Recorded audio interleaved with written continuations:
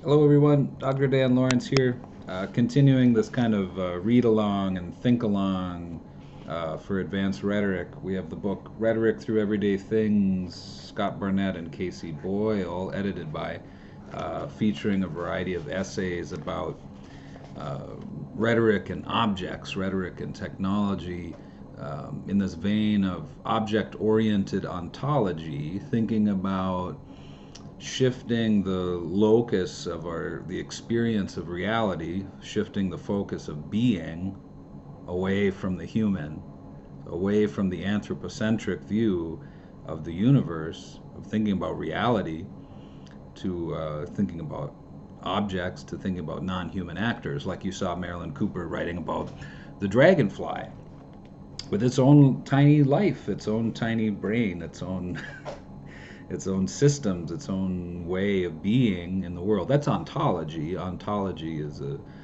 roughly the philosophy of being. Um, and I'm just trying to help a little bit. I want to help you, not tell you how to think, but help model some ways of thinking about these essays and help you feel inspired by them.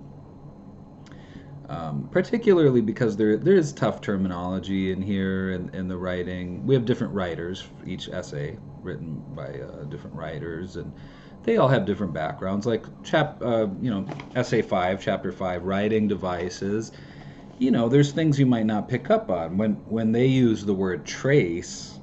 I think about Jacques Derrida because I've read Jacques Derrida. You might not have, right? So maybe you pull different meanings, you pull different, you draw different inspiration from these pieces, and that's good. We're not looking for I'm not testing you on comprehension of the author's arguments as much as I'm trying to create a space where you can synthesize and play with and explore these ideas and draw from them in your own thinking and in your own writing. So let's dig into this. This is Writing Devices, Donnie Johnson Sackey and William Hart Davidson. Notice the style right away, too. They're channeling, they're quoting. Rhetorically, that's allusion. They're bringing in an outside source to begin their piece, just like Cooper did. Michael Callan presents writing devices as critical in assembling organizations, constructing and objectifying services, their consumers, and more broadly, the collective actions that make it possible to deliver services. In short, he provides an approach to ontology, not just the study of being, but also the lived experience of being, an approach to ontology, an approach to thinking about being in the world, existing, wherein writing devices lie at the center as integral components of how and when infrastructures assemble. It's a bit opaque. It's a bit clunky for me to piece that out. I haven't read Callan, so as a thinker, I might keep reading at this point. Right, even as a rhetorical scholar, I might just go, okay, I don't quite understand what they're talking about. I'm also visualizing something. I'm visualizing an office writing device. I'm thinking about a laptop, a desktop computer sitting on, in an office space, or imagine a laptop on a desk in your professor's office or something like that. That does influence and structure the way we work, the way we live our lives. You have to be present in front of that screen to answer your emails. In some companies, some organizations, nonprofits too, other types of organizations, your whole life is shaped around that device, that what is principally an input-output device, a writing device, a computer. So that's calling some ideas to mind already. In short, he provides an approach to ontology where writing devices lie at the center as integral components of how and when infrastructures assemble, while human actors are often credited with inoculating these devices. So they're channeling that object oriented ontology. They're saying human actors are often credited with creating these devices with their own ideologies and their own purposes, and that seems to be true. right? Software is designed in a particular way by humans to have particular effects. We know algorithms can have biases. Um, Nonetheless, Sacchi and Hart Davidson write, they say these non human actors assume lives of their own. They take on their own kind of agency, they take on their own kind of will, they take on their own place in the world. And then they set up their theses here. We use two cases drawn from our research, and so on and so on. So let's keep going. From it's Michelle Callan, or Michel, I'm not sure.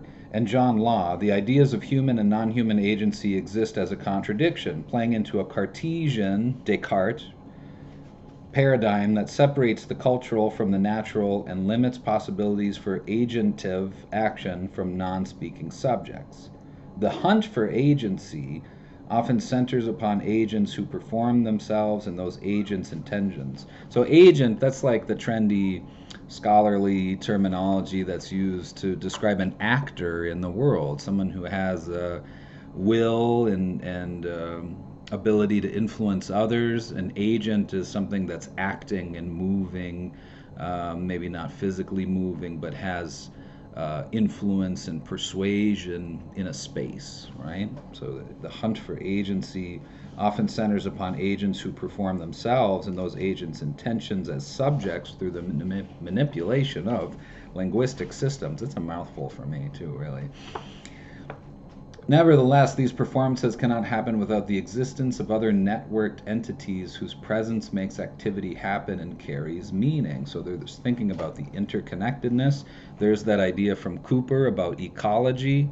For example, texts can do specific organizing work just as they can create discretionary spaces for activity among a variety of actor texts. So, documents, objects, media, carry their own logics of action and enroll other subjects into their fold long after authors have died.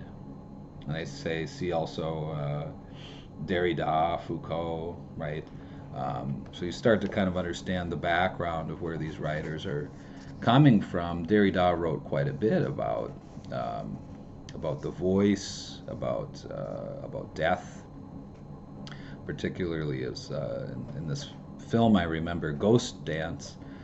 Derrida talks about how, just as you speak, those words die, right? We're in this is phenomenology too, right? We're situated precisely in the present. The human is always right at that edge of the past and the future in this strange, precarious moment of the present. Right now you are, right now I am. But by the time you watch this video, that has gone. It's dead in a sense.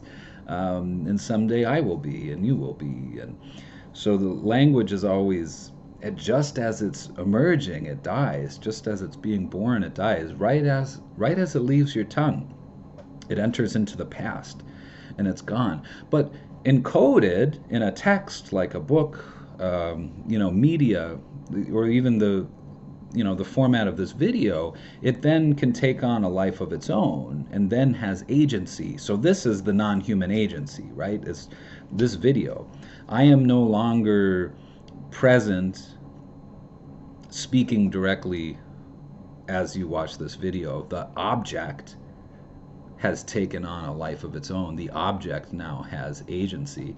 Really simple examples elsewhere, like imagine you're listening to an album, you're listening to Jimi Hendrix, resurrected from the dead. Jimi Hendrix no longer lives, the musician no longer lives on this planet, no longer can put his fingers on the frets of a guitar, but we can still listen to that music. It lives on, and that music still has agency. It has the power to influence. It has the power to persuade. So some really cool ideas, even though this is like dense, scholarly, the language is a little rough, and even for me as a rhetorical scholar, kind of wrapping my head around it sometimes, you can see these really cool points of inspiration that you could then take and write about. It's like thinking about the agency of objects, technology, media, things that have from voices that are no longer with us and how they take on a life of their own. They're no longer, that voice is no longer embodied in a biological form of the human, nonetheless still goes on. What an important idea for understanding digital media as well.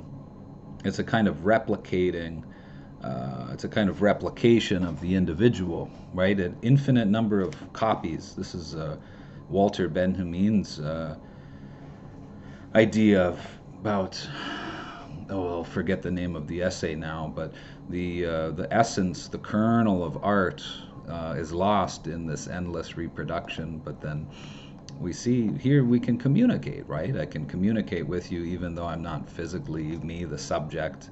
I'm no longer physically saying these words. I can still communicate with you across space and across time. That's encoding. That is writing itself. Writing is sometimes described as a way to transcend boundaries of space and time. That's how we can read still the ideas of Plato 2,400 years later, Enheduanna thousands of years later. Okay, so then what do our authors do here? Our cases below, so then they get into their case studies. So it's organized, the essay is organized into the analysis of these two case studies. They go on to look at the invasive species of the bighead carp, and then they go on to the specific writing device in application, patients using this device to better communicate about their cardiovascular disease, and then they kind of model some of that analysis for you. So I like, the reason why I like this essay is because now we're thinking about where Cooper was talking about non-human in terms of, say, the dragonfly, some animal communication, and a number of other ideas too. What we have in this writing devices is both the biological and then the transition into the technological, into the material. And I've given you a couple examples here. This very video itself is an object that has agency, that can influence, that can persuade beyond the life of the speaker. And so the writers here are asking us to consider the ways that non-human actors can have agency in the world and how they take on. And think about, a viral video or viral post or media, this kind of replicating phenomenon. And that was Richard Dawkins' 1976 in The Selfish Gene, where he described the process of how memes replicate, memetics, replicating ideas that take on a kind of life of their own. So this isn't just kind of wacky rhetorical scholarship. It's based on this tradition of thought that's been happening for some time. That's, Dawkins is an evolutionary biological thinker. Derrida was an important French philosopher in the 70s and 80s, and still his work is still quite widely read today. And this focus on ontology comes out of a Heideggerian tradition, the continental philosophy in Europe, the German thinker Martin Heidegger, who was quite important, 40s, 50s, 60s, and still today is widely read. I read Heidegger quite extensively in my doctoral work. So that you're tapping into a literary tradition or a philosophical, critical, rhetorical literary tradition when you're reading this book, and I think that's kind of neat, right? You're engaging in this conversation, and again, find points of interest that find things that interest you. Let me give you another fun example, which is that I'm wearing this really cool t-shirt today, which is a cat playing an acoustic guitar.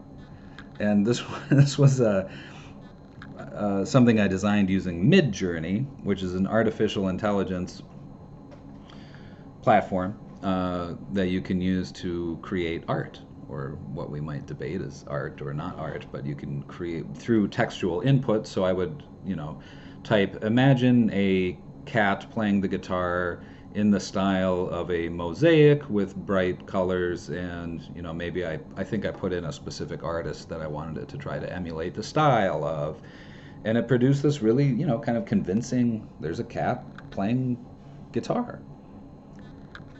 Agency, Right? So now you've seen this cat with a guitar, and maybe you think about a cat. And if I sold these T-shirts, maybe you would tell a friend about it, and then you can kind of see the rippling effects of non-human actors.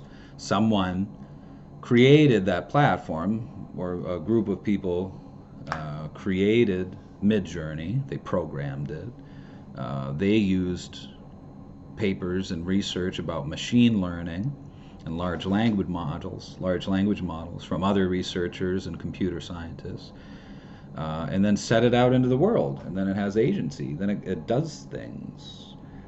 Then people use it for various things. So there's a kind of agency, right? You see lots of articles recently about artificial intelligence being used to generate images to disinform, images that can be used to trick. Um, Agency.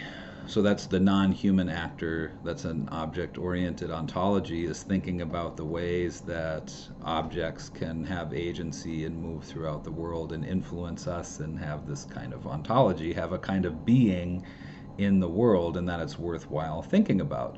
So there's some inspiration for you. Think about all the objects in your life, all the technologies, all the things that you interface with. You could take an inventory even. You probably use like 1,000 different devices in the day, from your smartphone to a pen to a notebook to your laptop and webcam and water bottle and books and handkerchiefs and tables and chairs and automotives and carpets and window blinds and hats and everything that surrounds you in your life and has a kind of agency. And then what does it mean? How does it do it? That's the analysis part, is how. And that's what the authors are doing in this, chapter 5, the essay about writing devices. They're analyzing the different systems, and they're analyzing, as a kind of model, the different ways. Well, not a model, but an exploration of the different ways that these non-human actors can influence and persuade, and how they do that, and how it functions. And that is, I would argue, something worth taking the time to think about, and certainly can inform your writing and your analyses. So, hope this was helpful. Take care, everybody, and good luck out there.